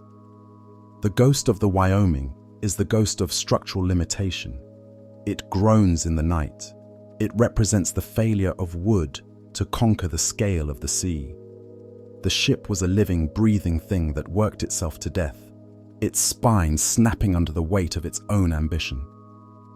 The phenomenon of the kelp ghost involves ships that are sighted entangled in the giant kelp forests of the Pacific. A drifting derelict that enters a kelp bed is held fast. The kelp grows over the hull, dampening the sound of the waves against the wood. The ship sits motionless, rising and falling gently with the swell. The kelp fronds drape over the rails like shrouds. To a passing sailor, it looks like the ship is being pulled down by green, reaching hands. The biology of the ocean reclaims the vessel. The ghost ship becomes a planter box, a structure integrated into the underwater forest, held in the gentle, slimy grip of the algae, slowly becoming green and indistinguishable from the weed.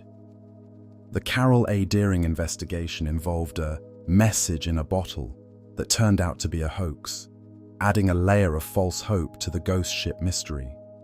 A bottle was found with a note claiming the ship had been captured by a diesel-burning pirate vessel. It was later revealed to be written by a local fisherman looking for attention. This detail highlights how ghost ships generate their own folklore in real time. The emptiness of the ship creates a vacuum that human imagination rushes to fill. We want a story, pirates, mutiny, monsters. The ghost ship is a blank page floating on the water, inviting us to write our worst fears onto its hull. The Bermuda Triangle aspect of the Ellen Austen story creates a recursive loop of abandonment. The fact that the ship found a derelict, crewed it, lost it, found it again empty, and crewed it again speaks to a frantic refusal to accept the impossible.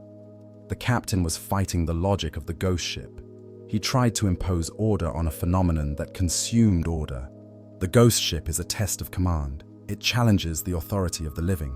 By stripping the prize crews away, the derelict asserted its right to be empty, enforcing its solitude against the greed of the salvage laws. The Lady Loverbond's appearance on the Goodwin Sands is described as accompanied by a strange white glow. This links the spectral ship to the phenomenon of phosphorescence in the breaking surf. The sands churn the water, exciting the plankton. A ship crashing into the sands would create a massive explosion of light. The ghost ship is a creature of bioluminescence. The memory of the wreck is painted in the cold fire of the sea. The white glow is the visual signature of the energy of the crash, a permanent scar of light on the dark water of the English Channel. The Jian Seng, the nameless tanker found in Australia, had its tow line wrapped around its propeller. This forensic detail tells the story of its freedom. The line snapped, whipped back, and tangled the screw, immobilizing the ship. It was crippled by its own leash. The ship didn't just drift, it was shackled. The ghost ship is often a prisoner of its own mechanics. A broken rudder, a fouled propeller, a flooded engine room. These are the chains that bind the vessel to the mercy of the current. The Jianseng drifted as a mute, bound giant, unable to steer or speak, a steel hostage of the Gulf of Carpentaria. The ghost rockets, reported by Scandinavian ships in the 1940s, add an aerial dimension to the maritime mystery.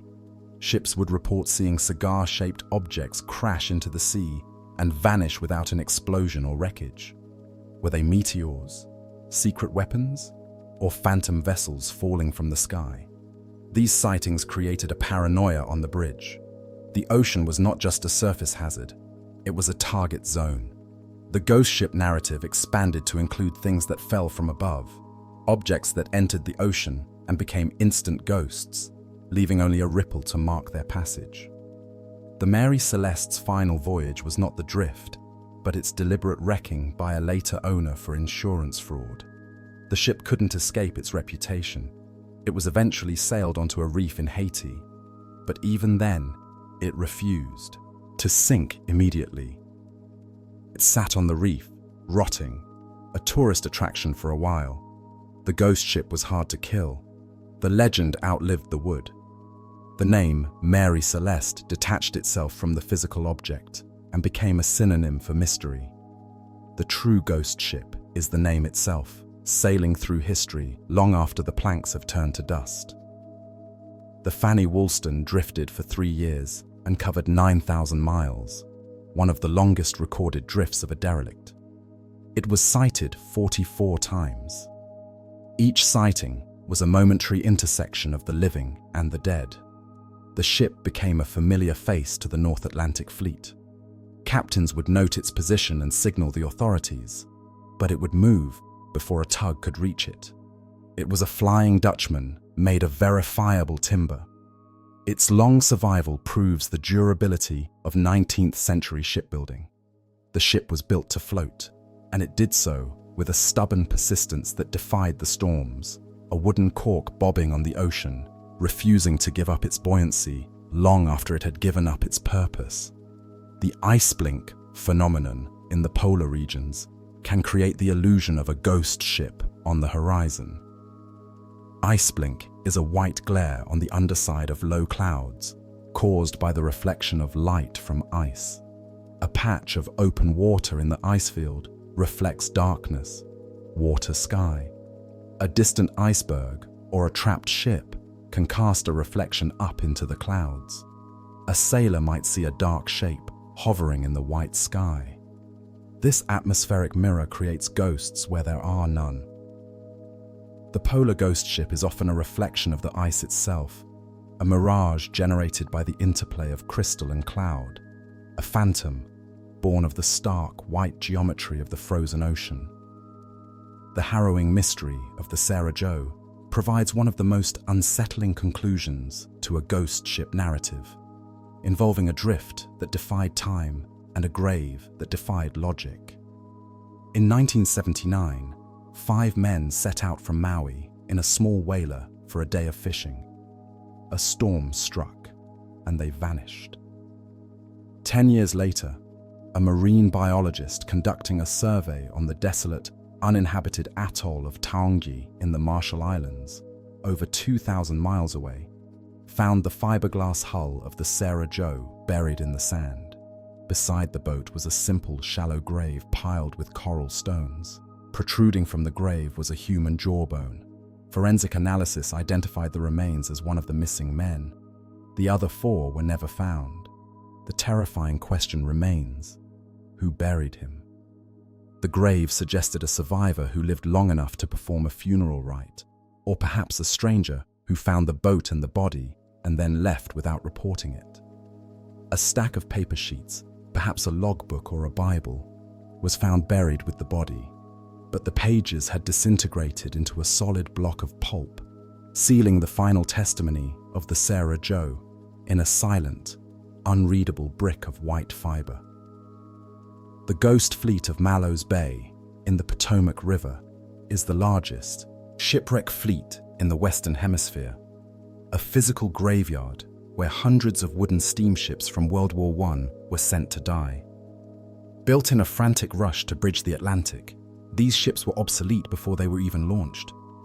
They were towed to this shallow bay, burned to the waterline, and abandoned. Today, they form a dense, artificial archipelago. The wooden ribs of the hulls protrude from the water like the bleached bones of leviathans. Trees grow directly out of the cargo holds, their roots wrapping around the iron bolts. This is a ghost fleet that has become a forest. It is a slow-motion reclaiming of the industrial war machine by nature.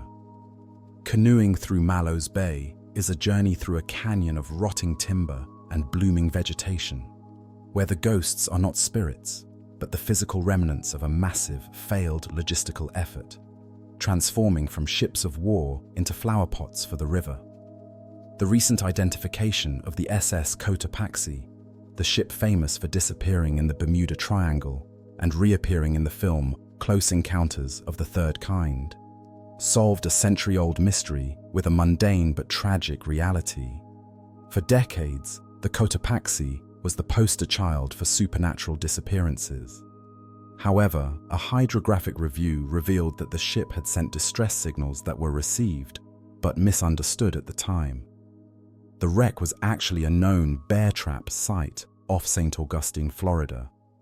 Divers found the valves of the ship's boilers were open, but the ship had sunk intact. The reality was not alien abduction, but a violent storm and unsecured hatch covers. The coal cargo shifted, the hatches leaked, and the ship flooded.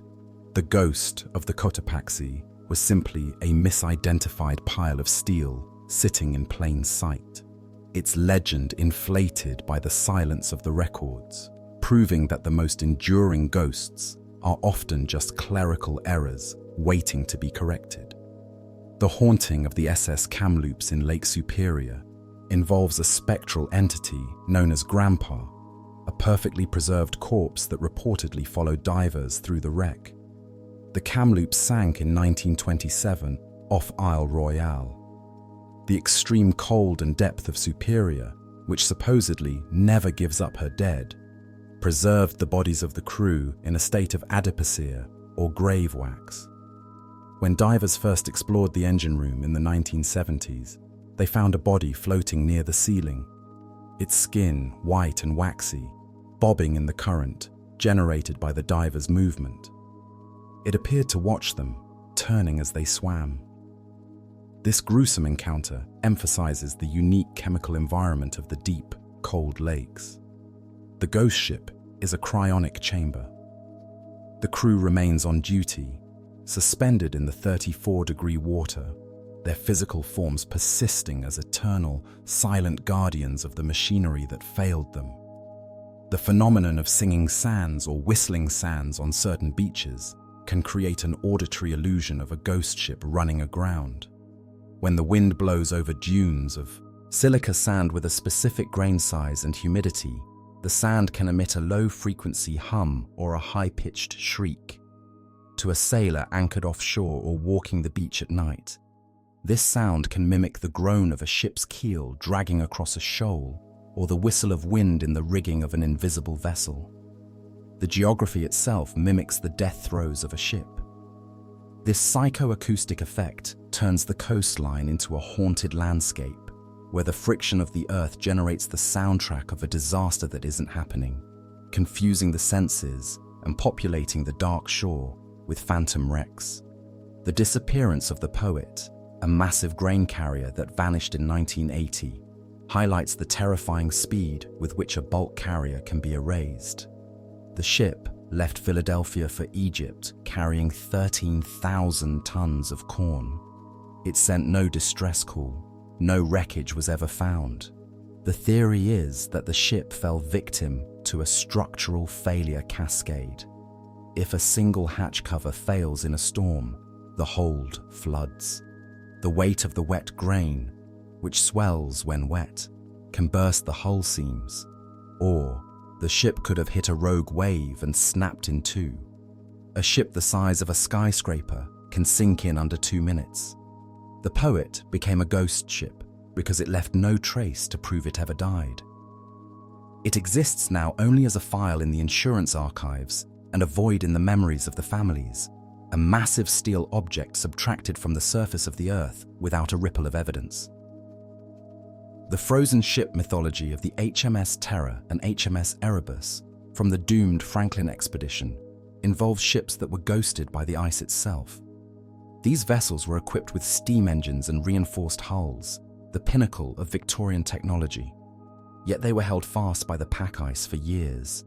The Inuit accounts describe seeing the ships drifting south with the ice, years after they were abandoned, with black men, corpses darkened by frostbite and decay, still on board. The ships became mobile tombs, carried by the slow, grinding conveyor belt of the Arctic. The recent discovery of the wrecks in pristine condition, sitting upright on the seafloor, confirms that they drifted for miles after the crew left. The ghost ships of the Franklin expedition are time capsules of hubris, technological marvels that were paralyzed and then slowly digested by the cryosphere. The legend of the fire ship of Baie des Chaleurs in Canada describes a phantom vessel that appears as a ball of fire on the water, sometimes taking the shape of a burning square rigger with sailors climbing the rigging. This phenomenon has been reported for centuries. It usually appears before a storm. Science suggests it could be St. Elmo's fire, burning natural gas, or a complex mirage. However, the consistency of the report, the burning rigging, is striking. It suggests a cultural memory of a specific trauma, perhaps a forgotten naval battle or a slaver ship burned to the waterline. The ghost ship is a hologram of history projected onto the fog, a replaying of a fiery catastrophe that has been encoded into the local atmosphere. The Taiching 21, found drifting near Kiribati in 2008, presents a mystery of a burnt-out hull with no distress call. The fishing boat was found gutted by fire. The life raft was missing. The outcome seems clear: fire, abandoned ship. But the mystery lies in the silence. The ship had sophisticated radio equipment. Why no mayday? The fire might have been so sudden and explosive that it consumed the bridge instantly. Or the fire was set to cover a crime. The ghost ship. Taiching 21 drifted for days as a smoldering hulk, a blackened skeleton carried by the equatorial currents, carrying the charred evidence of a panic that left no electronic trace. The acoustic signature of a sinking ship, recorded by the hydrophone arrays of the SOSUS network, originally designed to track Soviet submarines, captures the death groan of a vessel imploding. When a ship sinks to crush depth, the air pockets inside the hull implode with the force of bombs. The steel twists and screams. This sound travels for thousands of miles. Ghost ship legends often involve the sound of a ship breaking up. The ocean remembers this sound. The hydrophones record the exact moment a ship becomes a wreck. It is a sharp, violent acoustic punctuation mark that ends the life of the ship. A sound that is felt by the whales and the submarines, marking the transition from a floating object to a seafloor feature. The CAS-2 incident revealed the eerie persistence of modern technology in the absence of humans. When the ghost yacht was boarded, a laptop was found running, open to a weather program. The cursor was blinking. This small digital detail amplifies the feeling of interruption. A ghost ship in the 19th century was silent. A ghost ship in the 21st century has a humming hard drive and a screensaver. The technology continues to function, indifferent to the loss of the user. The boat was sailing itself via GPS autopilot. The ghost ship is now a robotic vessel, a machine that executes its last command faithfully until the fuel runs out. oblivious to the fact that its masters have fallen into the sea. The collision ghost phenomenon involves the imprint of a tragedy on the hull of the surviving ship. When the Andrea Doria collided with the Stockholm's bow was crushed, but it stayed afloat. For years, sailors claimed the Stockholm was a bad luck ship, haunted by the energy of the collision. The damage to the bow was repaired, but the memory of the metal tearing remained in the lore. A ship that survives a fatal collision carries the ghost of the ship it killed. It becomes a vessel of trauma. The steel itself is seen as tainted, having absorbed the impact of the death of another vessel, sailing on as a scarred survivor in a superstitious trade. The Paternela, a luxury schooner that vanished off Sydney in 1988, is a ghost ship mystery, involving a message in a bottle that was found and then lost. The ship disappeared in calm weather. Months later, a bottle was found with a note claiming the ship had been hijacked. The bottle was handed to authorities, but the note's contents were debated and the bottle itself went missing from evidence lockers. The ambiguity of the evidence fuels the legend. Was it piracy, an accident, a hoax? The Paternela exists in the grey zone of unverified clues. The ghost ship is constructed from rumours and mishandled evidence, a puzzle with missing pieces that allows the imagination to build a phantom vessel that sails endlessly just outside the reach of the law. The Fata Morgana illusion can create the appearance of a ship that is constantly changing shape, expanding into a tower or compressing into a block. This shape-shifting quality aligns with the legends of demon ships that transform to terrify sailors. A ship seen through this atmospheric lens appears to be alive, writhing, and mutating. To a weary watchman, this is not refraction, it is a monster. The atmosphere acts as a funhouse mirror. The ghost ship is a glitch in the visual field, a mundane trawler stretched by the temperature gradient into a towering fortress of grey mist, proving that the eye cannot always be trusted at sea. The Teignmouth Electron was eventually beached on the island of Cayman Brac, where it slowly disintegrated over decades, becoming a terrestrial ghost. It was not preserved in a museum, it was left to rot in the scrub. Tourists and locals would visit the decaying trimaran, picking off souvenirs. The boat became a carcass, picked clean by scavengers. This slow, public decomposition is the final stage of the ghost ship. It loses its mystery and becomes litter.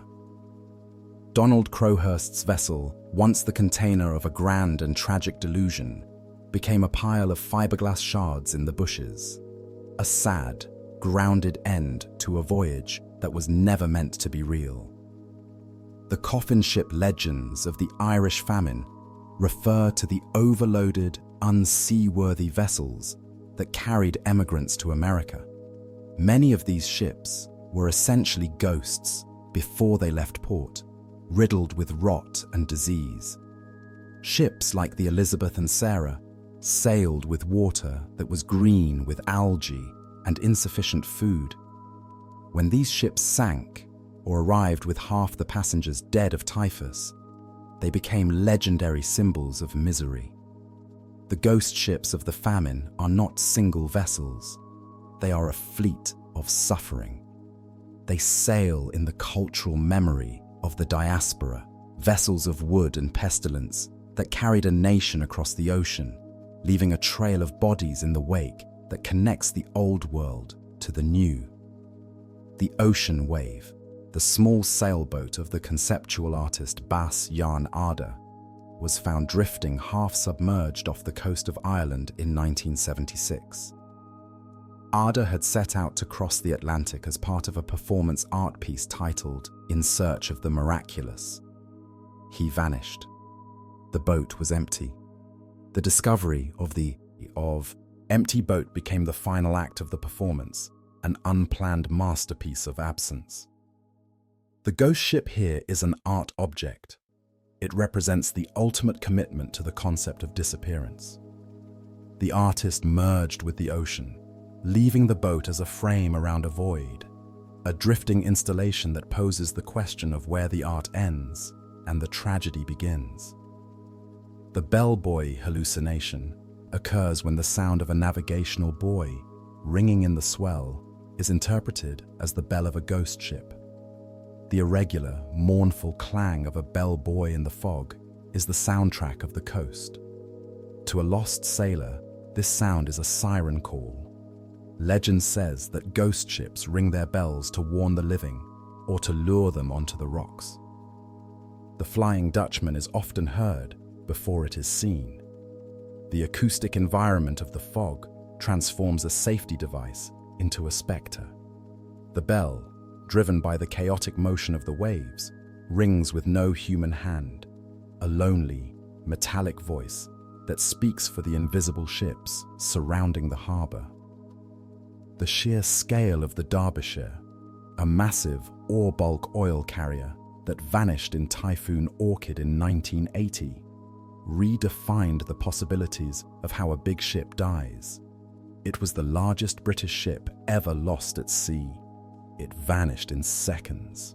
The investigation revealed that the ventilation pipes on the bow were smashed by massive waves, allowing water to flood the forward tanks. This pulled the bow down, and the ship plowed into the next wave and kept going down, driving itself into the deep like a submarine. It happened so fast, there was no mayday. The Derbyshire is the ghost of structural vulnerability.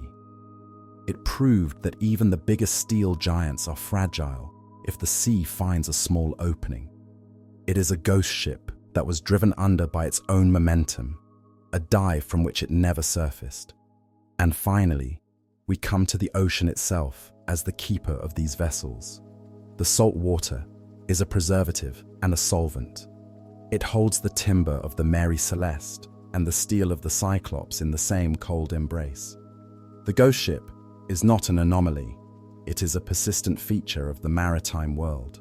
As long as humans build shells of wood and iron to defy the water will occasionally claim them, empty them, and set them adrift. These ships are the husks of our ambition, floating reminders that the ocean is vast, indifferent, and patient. They sail on in the currents of our history and our nightmares, eternally trying to make a landfall that never comes. As we drift away from the fog banks and the silent, rolling decks of the lost fleet, the grey shapes fade back into the horizon. The wind dies down, and the sea becomes calm and empty once more. You are safe. You are drifting. Good night. If you enjoyed this voyage into the mist to find the ships that sail alone, I invite you to leave a like, subscribe to the channel, and share your thoughts in the comments below. It helps this little vessel find its way through the algorithm to other sleepy travelers. But for now, let the current carry you. Let the deep water hold you. You are safe. You are drifting. Good night.